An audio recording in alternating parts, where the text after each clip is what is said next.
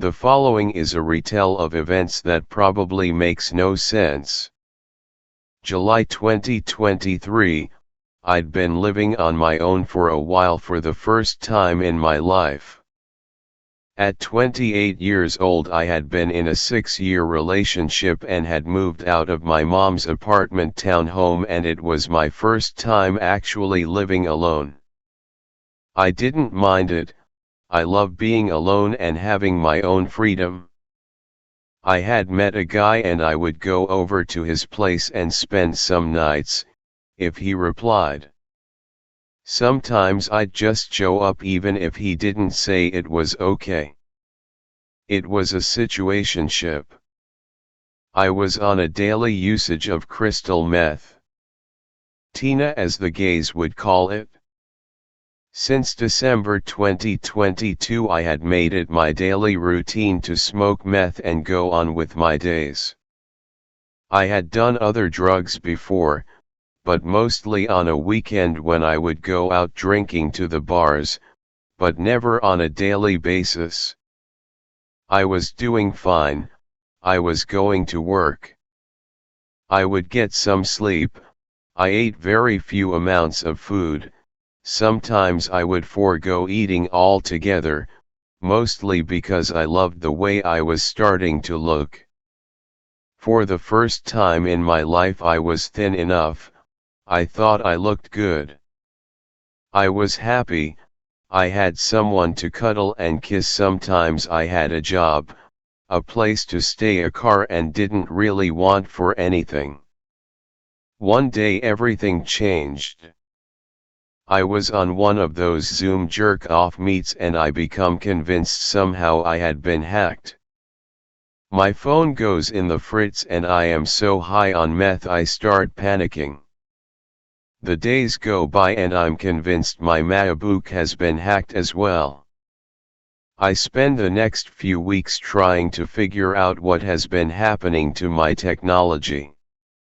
I change my password so many times to the point that to this day, March 22, 2024, I am locked out of most of my old accounts. I become obsessed with this so-said hack. I go and buy a different computer, hook up my phone to it to find out that there's some kind of mobile device management installed on my phone. I know very little about hacks and stuff and I use the new bought computer to try to find out more.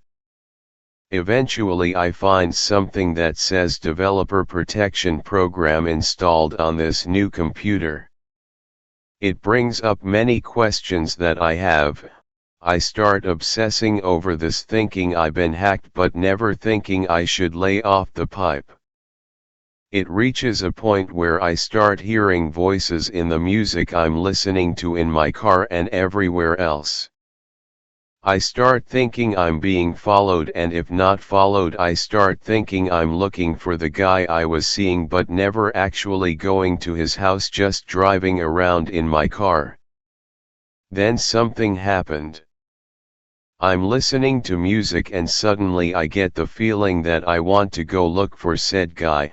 I don't text him, I don't drive to his house or anything that has to actually do with him.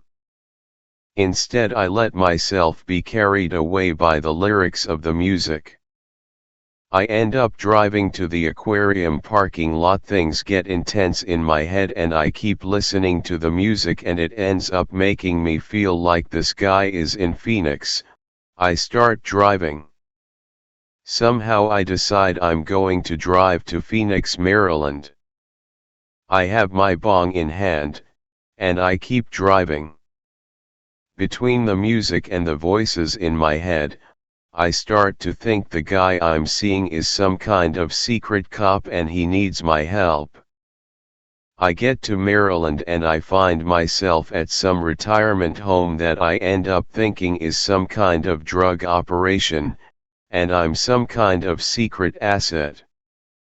I end up getting arrested for multiple reasons. And I keep thinking I'm doing something right. I think everything is so real. I'm in my jail cell and I hear this voice telling me to cover my face, Thinking the door to my jail cell was going to open, I stand in front of it. It doesn't open. Looking back at it, it reminds me of the Bible verse where Peter was in jail and the angel comes to him to free him. "Get dressed and put on your sandals," said the angel. Peter did so, and the angel told him, "Wrap your cloak around you and follow me." This was the first encounter I had that took me back to the path of the Bible.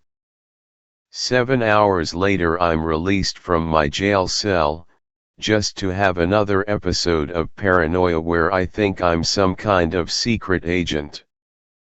I'm found by the police climbing the scaffolding of a courthouse thinking there were snipers across the courthouse. It felt so real. I'm taken into the hospital where I think a nurse is trying to poison me. I'm admitted to the mental part of the hospital. A day goes by and I keep having delusions and hearing things. There's a TV in the room and I think the TV has secret code for me. They schedule a transfer to another hospital, and they place me on the gurney to be transported by the ambulance. I use this opportunity to slip out of the gurney holdings, and I start running. It's raining and the only protection I have for my feet are the socks that were given to me. I start thinking I need to escape. So I do.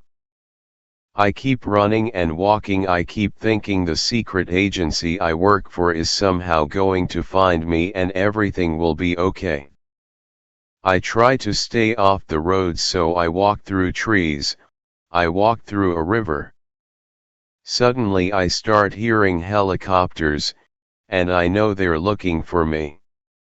I end up at a university campus and manage to convince someone to lend me their phone. I don't even know who to call. Minutes later I see multiple police vehicles outside of the campus. I try to hide, my feet are tired, I'm wet, and cold. I decide to walk towards one of the police cars. They take me back to the hospital where I spend a week. My brother comes and picks me up from Maryland and has picked up my car that had been impounded. He drives me and my car back to New York. I keep thinking about the strange week I had and the incidents that happened. The things that I did and how I ended up in jail. Nothing makes sense. I get back to my normal daily life of work, and the pipe. Weeks later I'm driving and I almost steal a car. I end up breaking into someone's house through an open window. Convinced I was there to save someone's life. I'm being held at shotgun point. The Labrador is barking at the man holding the shotgun. I think my name is Lola, and I'm looking for Daniel. My car had slid down some sand and hit a rock outside of these people's home. I have military vocabulary in my head, and some names that just came to me. So I start yelling out for grace. I yell Bolo, Mike, and Daniel. For some reason this man doesn't shoot me.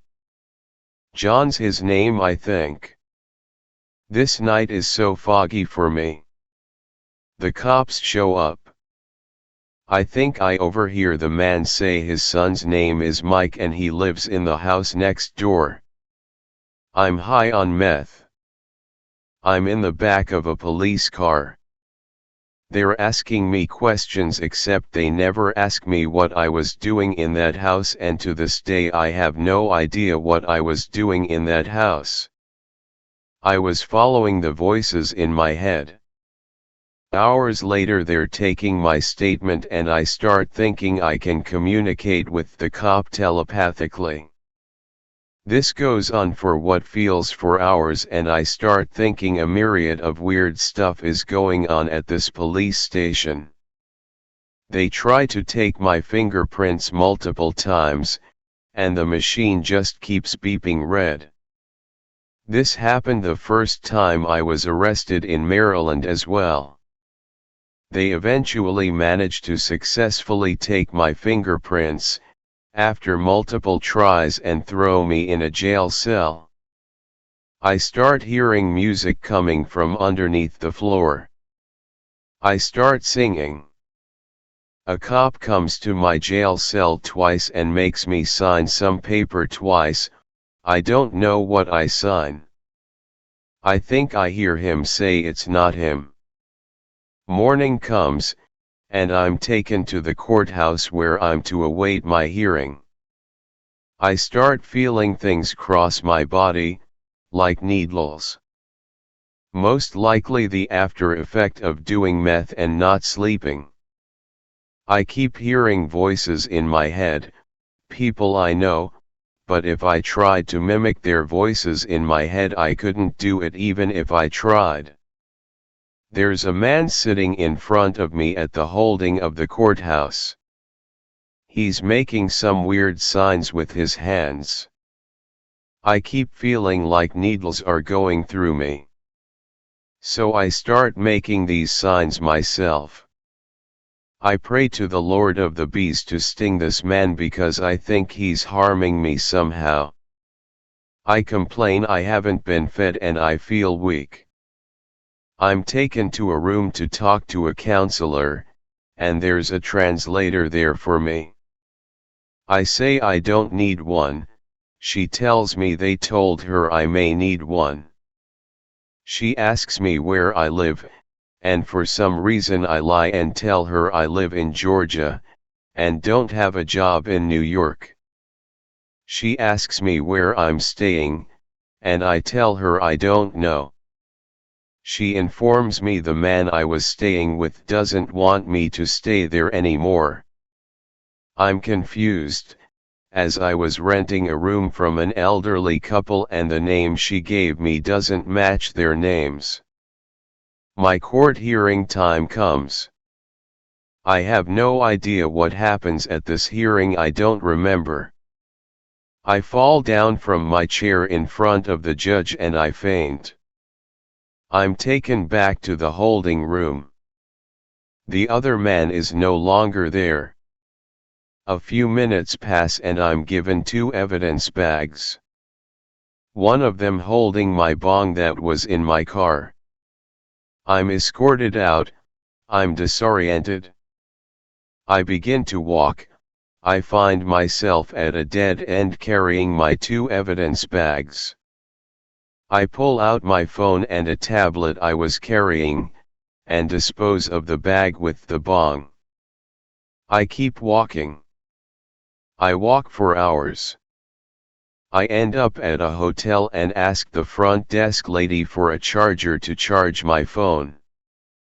I start hearing voices and end up throwing my tablet at a room window. The hotel employee calls the cops. The cops come and ask me where I came from and I tell them I had come from the courthouse holding. They wonder why they hadn't seen me walking. They call my sister and my brother. I'm panicked. I keep thinking there's snipers after me. I don't get arrested again. Instead, I'm taken to a parking lot to be picked up by my brother. The cop asks me what kind of drugs I take. I tell him. I ask for Starbucks. He tells me to ask my brother. I don't get Starbucks.